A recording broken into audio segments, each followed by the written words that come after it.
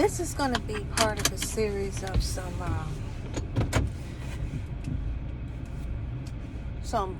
talking points I'm going to bring up just to help people recognize a few things.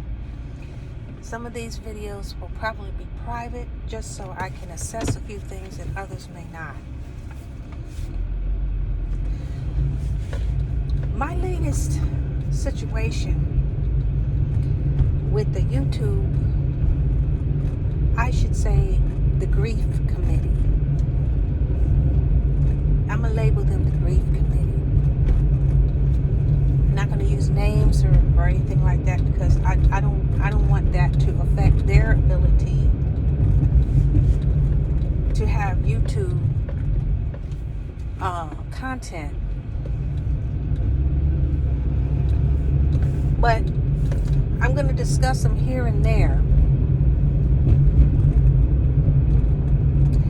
Okay, there's a grief committee that's been against a forum that these people have been participating on. And they keep beefing back and forth. They're really not beefing. It's just that one of them, they're turned against her because she decided to go in on her own YouTube, form her own YouTube channel and try to go forward. And she's trying to teach classes and offer various things. And the people resent that because they think she stole information from them or whatever the case may be. Or better yet, piggybacked, if you will, on talking points that they were already making. And then she had her own spiritual classes and so forth that she's giving. Neither here nor there. She started her own little thing, trying to make money and go independent on her own like the others did. They did it as well.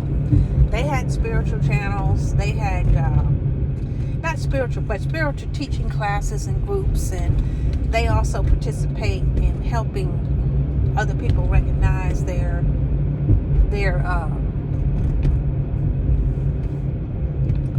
truth as far as well, and they try to help with financial teaching and stuff like that, which is definitely things that we need, particularly in the Black community, about forming businesses and alliances and so forth, teaching networking and helping out, learning how to do businesses and so forth. It's important, and we all need to participate in that and help each other out and spread knowledge and words so that we can have our own power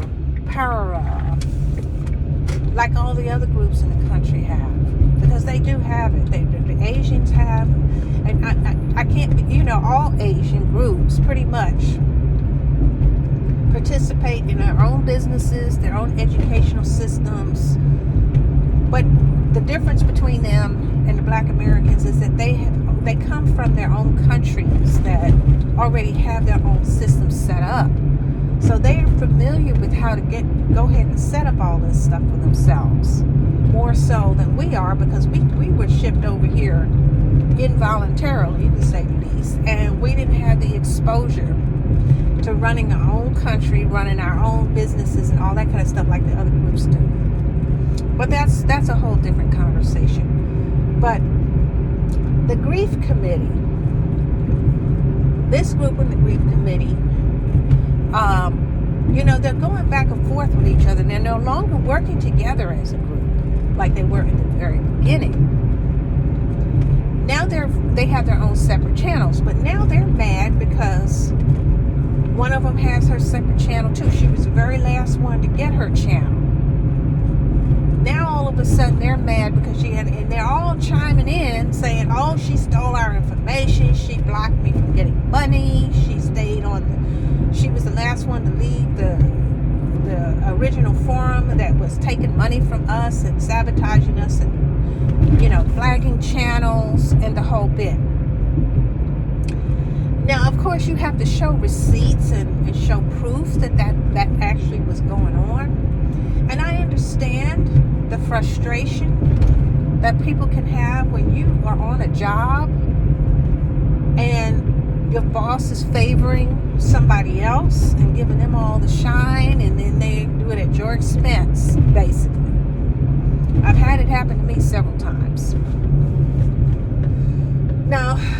approach to that sort of thing, that's just me, speaking for me, is I simply leave that position, find another position, and forget about those people, and don't communicate with them anymore. And don't communicate about them. I don't let them live in my life or my psyche or my conscience. Period. They're gone. Okay? I don't form any emotional connection to them whatsoever. Now, I know that's easier said than done, because a lot of times we like to, reminisce about all the things that happened in the past, better or worse. And sometimes it just it's very fulfilling to be able to get that out. And I certainly can relate to that. But this constant, continuous, I got to keep talking about the same thing. It's been at least 5 years. If you've been out of this situation for 5 years or more, and you're still going on and on and on about it, it just seems to me it's bullshit. Now, I can understand if you lost money. One of the people in the grief committee who actually lost money, supposedly. Well, what I would do in that particular instance is chalk it up to experience, one. And two, I would run an investigation on how much money I actually lost and try to get my money reimbursed or sue for it. Now, I don't know if they can actually do that, but there are lawyers that can probably help you get your loss due, because that's what a class action suit is supposed to be all about. I would get a class action suit on that fool that ran that platform and made me lose all my money. Okay? That would be the ultimate revenge. And last but not least, the people that are doing this are already doing well right now. So the money they lost, hey, that's more taxes they didn't have to write off. Okay? I mean, as far as I'm concerned, I don't have to pay taxes on money I don't make. So that's good for me. And they weren't rolling around dirt poor and pathetic because they were losing money on his platform. That's like me saying, because I worked a minimum wage job that I should have been paid twice as much for, and I stayed on that job for a couple of years, that I lost money and I would have sued them for the money I should have made. Okay? Or I don't understand why it's so important to constantly rag on that when you're making money now, you're doing well now. That's what upward mobility is supposed to be all about. You finally make the money you're supposed to make. But you start from the bottom and work your way on up. Okay, now one of these people on the grievance committee was already making money and didn't need the money from that platform anyway, supposedly. Now, I believe her. But why get involved with somebody and continuously get involved with them? I'm going to tell you one thing. The person who runs that platform never mentions anybody that used to be on his platform. He doesn't mention their name. He doesn't get emotionally involved with them in the slightest. It's like a boss. Say I quit my job, okay? Do you think my bosses remember me or even give a shit about me? They're not going to talk about me to people. They're not going to reminisce about what a rotten job I did when they had to get rid of me or I left or whatever. They don't care. And I do actually ran into bosses that I used to work for, either on the street or at work. I've run back into them. We just say speaking, going about our business. That's it. No harm, no foul. I left. They should be happy. I'm happy. So that's my whole view on that. Now, there's another one specific thing that I want to make a note about, and that's one that this one in particular kind of irks me a little bit, because I can see no growth and improvement on her part. She continuously, you know what insanity is? Doing the same thing over and over again and hoping for a different result. This is a primary example. This lady is still getting in trouble over stupid shit. She's supposed to be concentrating on a few things that are supposed to matter in her her life. But she gets involved in some petty stuff that's going on, just on everyday activity like everybody else. She can't just settle down and do what she needs to do, get what she needs to do. She just keeps getting in trouble, making a public nuisance of herself.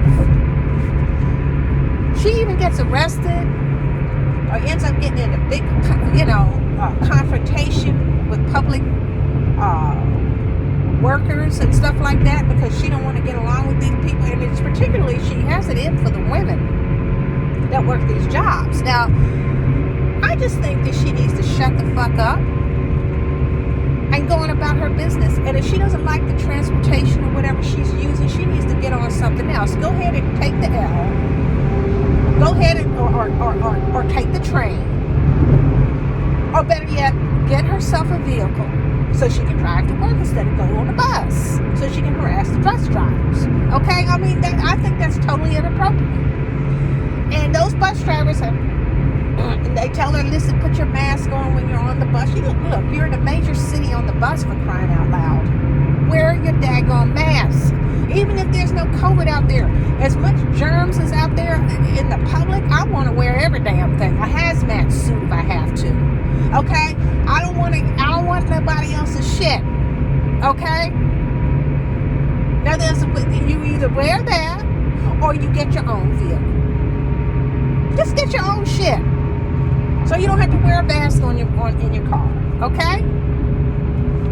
Instead of harassing the workers because they're telling you to put a mask on for everyone else's safety, including your own. No, there's not a mandate, but that's besides the point.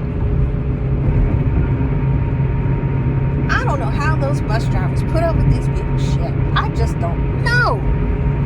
And yes, some of them are probably kind of cranky. Hell, if I had to drive for a living, I'd be very cranky. Okay? So, stop that. Stop being rude to public servants. They don't deserve to be treated like that. It's just that simple. But at any rate, let it be told, this person is supposed to be working now. Finally. Okay? So just work like everybody else, and if you're fortunate enough or innovative enough to get a business so you don't have to work for other people, good for you, do that. But you're not going to get there by being a gnat. Okay? So with that being said, I'm going to end this because I want it to be short and sweet. I'm going to go over some other situations that I think are interesting to talk about, interesting to note. And I appreciate your time and attention. Take care.